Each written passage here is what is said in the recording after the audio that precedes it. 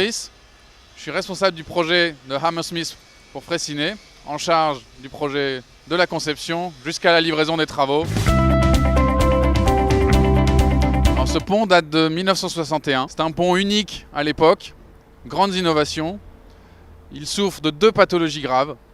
La précontrainte se dégrade rapidement, mettant en danger la stabilité de la structure.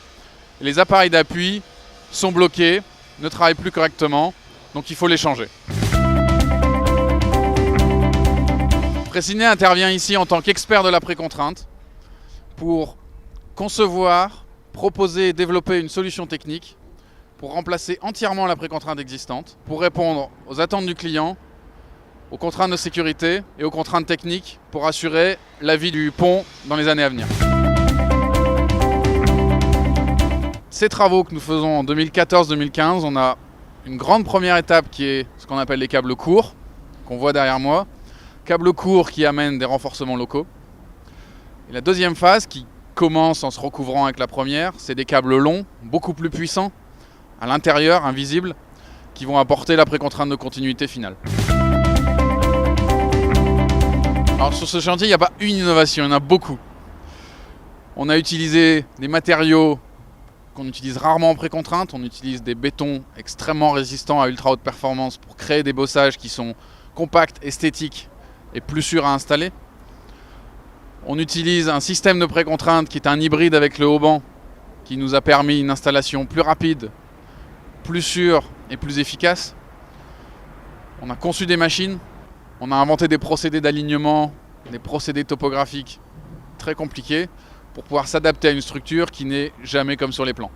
Les bossages derrière moi sont dans un béton très particulier à ultra haute performance, ce qui leur donne une taille très réduite par rapport aux efforts qu'ils véhiculent, ce qui nous a permis de répondre aux contraintes de notre client.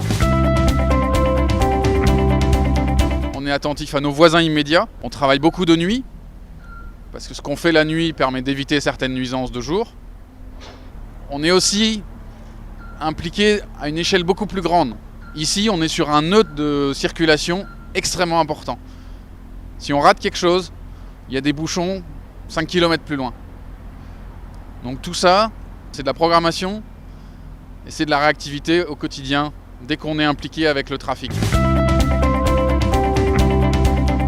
Comme toujours, la sécurité passe en premier. On est confronté à 3 grandes familles de risques élevés. On est en ville. Il y a des voitures, des piétons, des cyclistes, partout.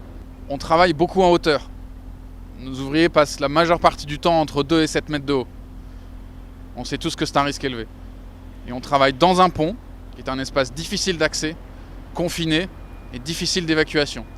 Ces 3 risques cumulés font qu'on a un souci permanent et constant de tout ce qui se passe. Rien n'est simple.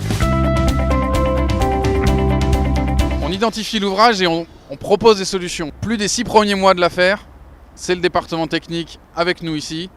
Développer les solutions, développer les essais, vérifier les essais, confirmer le design et travailler en étroite collaboration avec notre client pour que le design soit approuvé en Angleterre. Ici, Freycinet exprime son ADN. Rien n'est comme prévu.